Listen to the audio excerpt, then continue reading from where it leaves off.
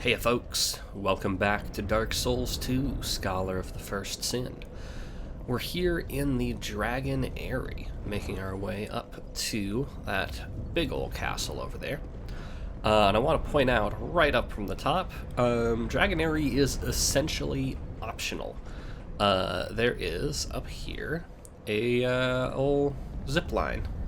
And you can totally just grab it and zip all the way to the end of the area. If you want.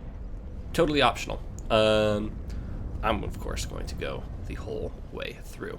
And there's also a zip line to come back, in case you get to the end and realize, oh, wait, actually, I want to play the video game.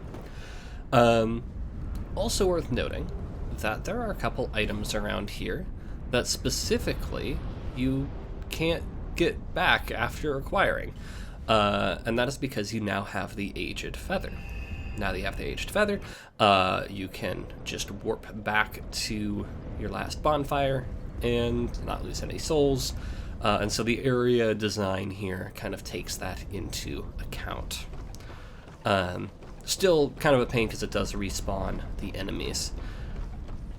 Anyway, let's go ahead and proceed. We do have a little statue lad here, so you do need a fragrant branch of yore. I'm not sure what he's doing here, honestly. Anyway, the centerpiece no, centerpiece is the wrong word. The most annoying enemies that you'll encounter here are these explodey dudes. There are some who, explode in fire and cause you damage, and there are some that will just knock you back and destroy your equipment durability. Speaking of equipment, another centerpiece enemy here is the twinkling crystal lizards here. There are a lot of them all over the place. You're probably not going to get all of them in one run, and Lord knows I'm not going to try to do that. That would suck. But if you need twinkling, if you need petrified dragon bone, this is the place to get them. Also, hello, eggs. Certain items and areas are blocked off by eggs, and because I'm not a monster, I'm not going to destroy them. So when I said that this is kind of an optional area, it's optional in another way too, which is that other than the explodey dudes, most of the enemies here are pacifistic. The twinkling lizards, they run away, they don't harm you. But, Daddy needs his twinkling, so. And then you might notice off to the left there, we'll get a better view in a moment, dragons, or wyverns as the wiki would call them, just chilling, just sleeping. They will not attack you unless you do something to provoke them. And there are just a couple things that you can do. If you want to piss them off, which I wouldn't recommend. One of which is destroy eggs. Once you destroy a couple eggs, the dragons will get pissed at you. And the layout of the area, especially with those crystal lizards, is designed for you to accidentally destroy some eggs and piss off the wyverns. Example number 2 of that, rushing out from behind the sleeping dragon as soon as you grab that item is one of these boys. So you'll be like, oh, I wonder what this dragon tooth item is, and open up the menu, and while you're looking at the item description, he'll explode you and destroy the eggs, and also damage your equipment. Anyway, let's look at that dragon tooth.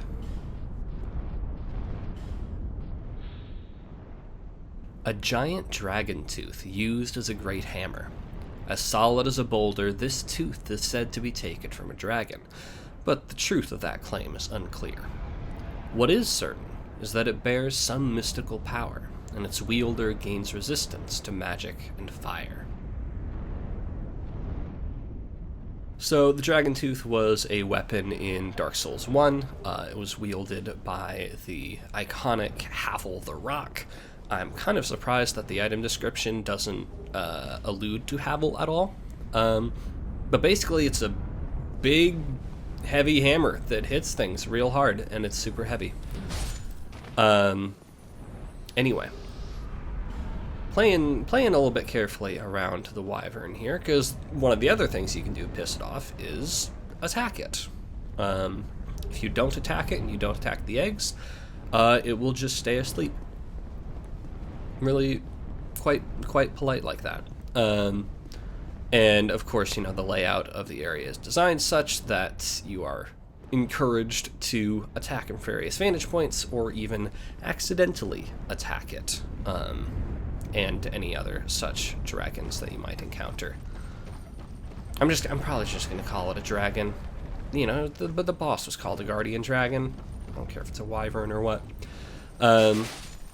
Anyway, ambush ahead here. Look at these three boys piling out of a hole in the cliff there. This is actually where that alternate path blocked by the eggs would have popped us out. We missed an NPC invader and like an item or two that I don't really care about. Not a huge loss. It's basically like, oh, I can ambush these guys who are going to ambush me. Proceeding onward. Hopefully by this point you are trained to be on the lookout for the explodey corpse guys. I like sniping them from long range personally, just in case, I time things wrong with my sword. And yeah, I'm eating up a lot of crossbow bolts, but I've got enough. And this is one of the last places where I'm actually going to have a use for them, so.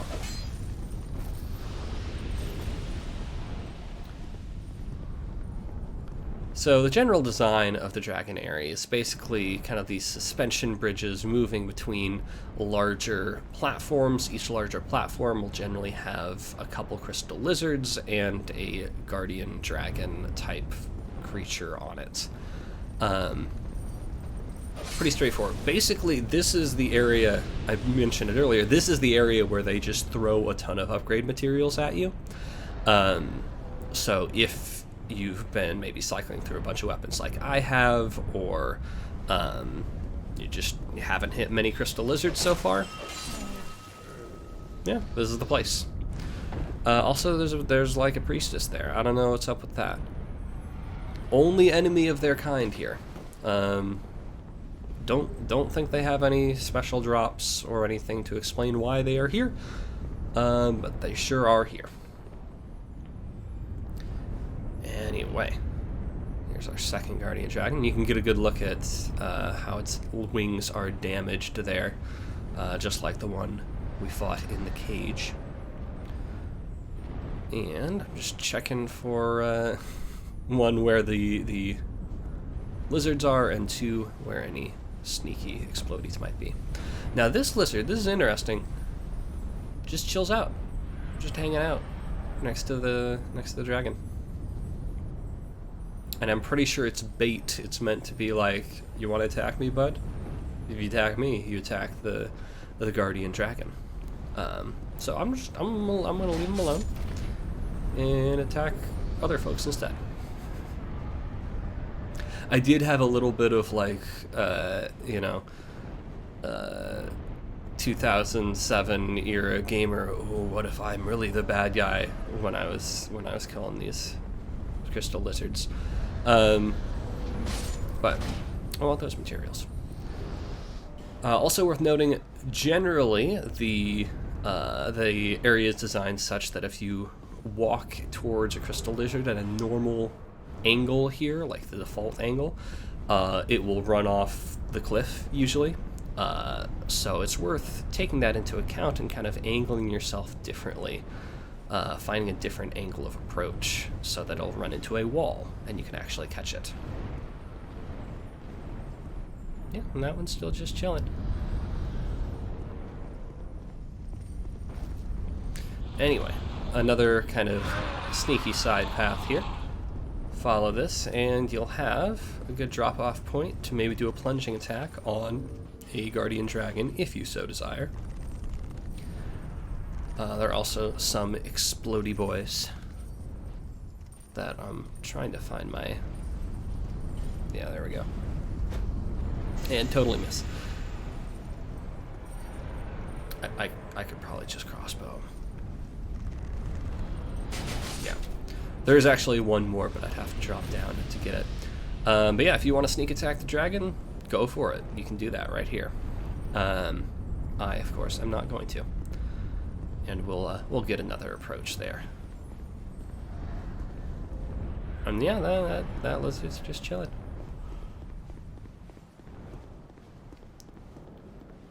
Now, I'm not sure what this kind of white rocky material here is, but I think in a similar area in Dark Souls 3, a similar kind of material shows up. So it's clearly a conscious design choice. Also, there is a platform down there. You can't get back up without warping, so I'm going to save that for last.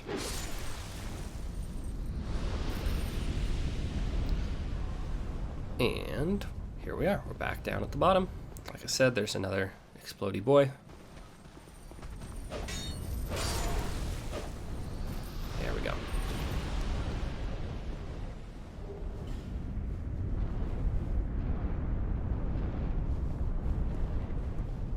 So yeah, this can be a pretty chill area, and the dragons themselves, if you do accidentally piss them off, not super dangerous. You've already fought one, possibly two, depending on your experiences in Hades, and these are weaker than the boss version. So, and also I believe that they only spawn once. So if you die, any that you defeated will not respawn.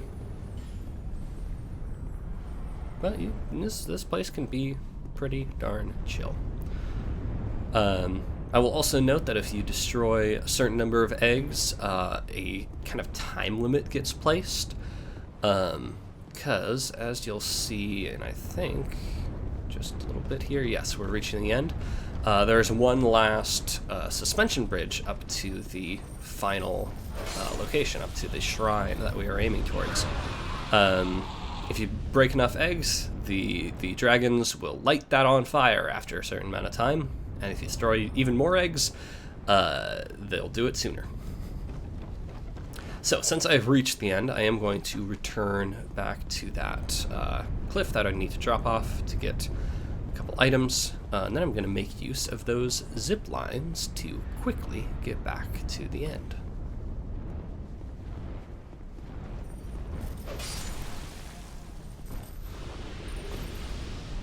Yeah, they're not super great rewards, to be perfectly honest, but completionism.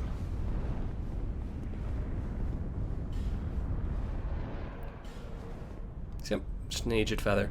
And yeah, this is why I do it at the end, because all those explodey boys would respawn, and the lizards, but mostly the explodey boys. Now, just hit this zip line.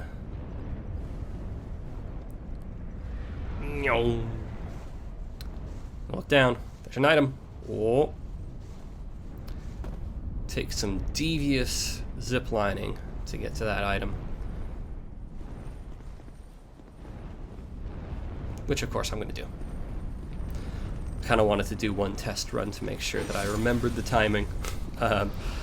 It's not actually that complicated, but it is another item that you need to use the aged feather in order to acquire.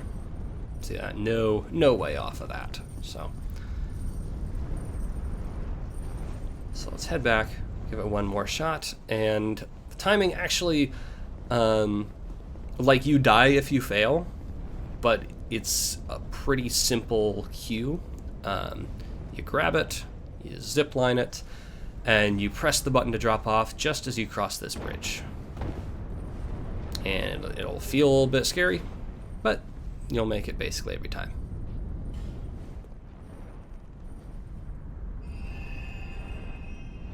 And with that, other than slaying all the crystal lizards, which I'm not going to do, that wraps up the Dragon Aerie. It's a short area, made even shorter if you choose to just completely skip it. But it's kind of a nice little straightforward refresher, and atmospherically it's kind of a nice reprieve from Aldea's Keep and the undead crypt and Shrine of Amana, all that underground stuff. So, let's cross this rickety bridge.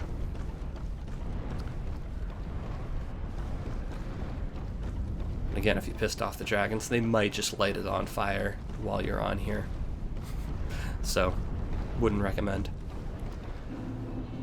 And we make it to the Dragon Shrine. And we'll explore the Dragon Shrine in the next episode. Before that, however, we have one last conversation with our fiery boy.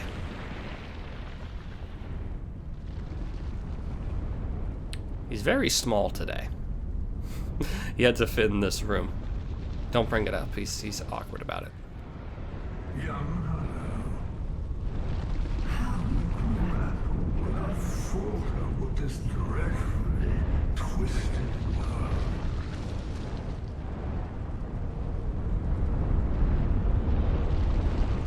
Peace grows men the illusion of thunder.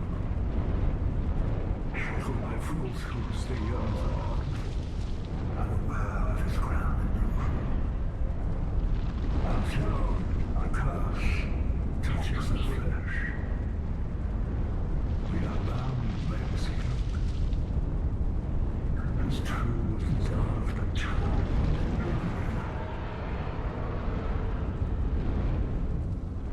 All men trust fully in you and life. But is this so wrong? A construction facade, and yet a wonderful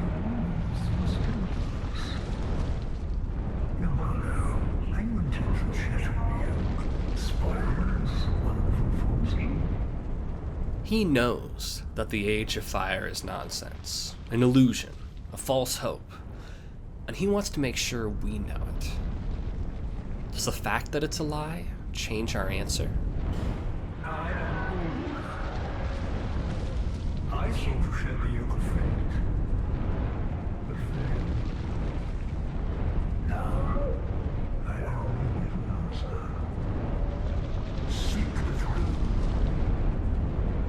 Seek light, dark, and what lies beyond. And here we have the revelation that this is Aldea, Vendrick's brother, the one who did all those sick experiments in the keep. And what the heck did he do to himself? There's trees in there, and while this could be the arch trees we've seen in like Ash Lake in Dark Souls 1, or maybe even the trees that the giants become when they die, this is probably Chaos from Dark Souls 1, because there's fire in there too.